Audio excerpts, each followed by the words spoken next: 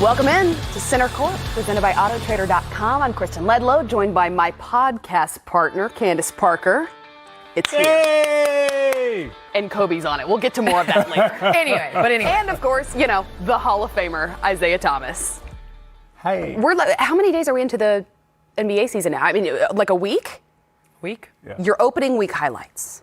I mean, there's been a few that have happened, including I was in attendance last night at the Atlanta Hawks game when Embiid provided a great highlight. But so far, Kyrie Irving has been a human highlight. This season, I mean, he's the ISO king, averaging 37 points per game, 6 assists. I mean, one-on-one versus anybody in the half court, I have to take Kyrie. Unfortunately, the Nets aren't successful when he scores over 30, as they are 1-2. And the one game they did win, he had 26. But as a fan of the game, I enjoy watching him dance on the opponent. Oh, he's sweet when he dribbling. Yes. Nobody better. Nobody. Done a little something like that your day. But his just seems to be a little different. Yeah? And maybe a little better. I mean, because his is kind of like, he's doing a lot of freaky stuff with that ball. I mean, it looks good. I like that, though, because you don't hand out compliments without them being earned. What about your opening week highlight? Well, my opening week highlight, believe it or not, was the LA Clippers beating the Lakers. Whew. And when I say that is because it was such a shock to see how organized and just how well prepared the Clippers were. I mean, Lou's always going to be Lou. He came out, did his thing. Kawhi was just like a silent assassin. We saw him do it in Toronto. We saw him do it in San Antonio. But then it was kind of like, okay, now I'm going to shut everybody down defensively. And when you got LeBron James and Anthony Davis out on the court in the fourth quarter, and they only combined for 2 points between them, I mean, so I come from the background of defense wins championships. And when you shut a team down and we shut them down defensively, okay, we love the offense, but the defense that was shown against those two, first game of the season, in LA, that I was like, wow, that's my highlight. Well, it's kind of a light night in the NBA tonight with just 3 games, but we have 2 of them. The Hawks and Heat are coming up at the bottom of the hour. Our second game features the Grizz in LA to take on the Lakers. Dennis Scott is also in LA, where DZ Southern Californians dealing with some pretty scary stuff. Yeah, they really are, Kristen. The wildfires have gone crazy. So you talk to the locals, people are concerned. Some people are displaced from their homes. They're trying to figure out what's coming next. Some people have lost electricity, being able to get to the local grocery store, things of that nature. They're fighting through it. And along with the Lakers, LeBron James, he was displaced. And LeBron James, once again, being one of our great athletes, Isiah, you'll love this. He sent over, obviously it's Taco Tuesday, but he sent over tacos to base camp for all the first responders for getting to his house and getting to other locals around California and trying to get the best they can. That was awesome. I mean, when you talk about LeBron and, just he always seems to understand the moment, 3D, not just in terms of thinking about himself, but also thinking about others and in terms of how can he help others, how can he, make it easier for everyone else. So, kudos to him. And so what are we looking at tonight for him? Well, he said his first alarm clock went off at 1:30 in the morning, so he hadn't got a great sleep yet. So he talked about taking a nap before the game, try to get back to his normal routine, which will be different because he had to check into a hotel. Isiah, he tried his first 3 hotels. They were booked. It was the 4th hotel, finally had enough space to fit his wife and his 3 children.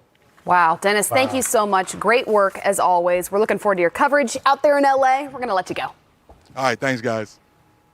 How much fun, though, is it that now this battle for LA is not just for LA, but potentially for an NBA title?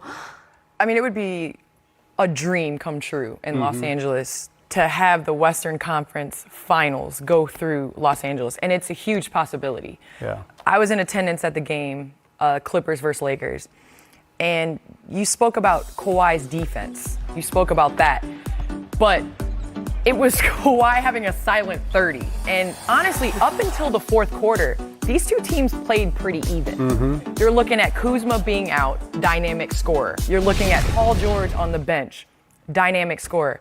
These two teams haven't even scratched the surface of what they're capable of being come March and April. Yeah. You know what I'm really looking forward to is Kawhi has found a way to kill you in 5 minutes. Yep. You know, it's like some players, they try to kill you for 40, 48 minutes, you know. And Kawhi has found a way to look at the game and say, okay, these are the 5 minutes where I'm just going to slice you up. And it's boom, boom, boom, boom, boom, boom. Like you say, he had a quiet 30, but it was, 4 or 5 minutes where he just seems like he was everywhere doing everything. And that's all that was needed to be done. Kawhi, regardless of whether or not he plays in all 82 games, will be in that MVP conversation all season long. LeBron and AD, a couple of guys who have regularly been in it the last, 6, 7, 8, 9, like 17 years. Yeah. Right. How do you think that they've done so far together on the floor? I don't think they've figured it out yet when you talk about LeBron and AD. And I think there's some coaching that's going to have to be done from a system standpoint, and also where do we play these guys, and how do we figure out how are they most effective, not just for themselves, but for the team in general. And I don't think they figured it out yet. And to me, that was the thing that was so impressive about the Clippers. It seemed like Doc Rivers has already figured out, this is where Kawhi's at, this is where I'm going to use Lou at. Paul is not here yet, but, the Clippers seemed like they were just so much more ready to play. They looked like they were in mid-season form, and I think the Lakers still have some figuring out to do in terms of how these two are going to play together and fit together. I don't want to jump on the bandwagon because I do believe, there's been 3 games played in this season. And because you're the most recent champion in LA, so everybody else can fall in line. Exactly. And kind of one of the Exactly, biggest Kristen. superstars. Exactly, Kristen. Just saying. But I think it is important for a superstar. The team reflects their personality. As we saw last year with the Toronto Raptors. They were in Game 6 and they were calm playing in that game. They really mirrored what Kawhi did. And I think Kawhi has come and put his personality standprint on this team, on this Clipper team. Yeah. And you can see it, and it's defensive-minded. So a team that is defensive-minded from the beginning, you're able to get easy looks. You're in transition a lot of the time. And when you have Patrick Beverley, Come on you now. have Kawhi Leonard and Paul George is coming back. Yeah. That's an advantage in itself. Yeah. Patrick Beverley diving on the floor for loose balls like Game 1. You're like, what? Okay, here's the problem, guys. I keep trying to get you to talk about the Lakers, and you keep taking it back towards the Clippers direction. Are you already ready to hand them the key to the city? No, I am not. I do think that the Lakers have a lot more figuring out to do. I don't know if I necessarily like LeBron exerting as much effort as he does, bringing the ball up. I like him at point guard. He's going to be your point guard in the fourth quarter. But the other minutes, I do think they need to utilize him better. AD, where are they going to get him the ball to be successful in the fourth quarter when teams pack it in?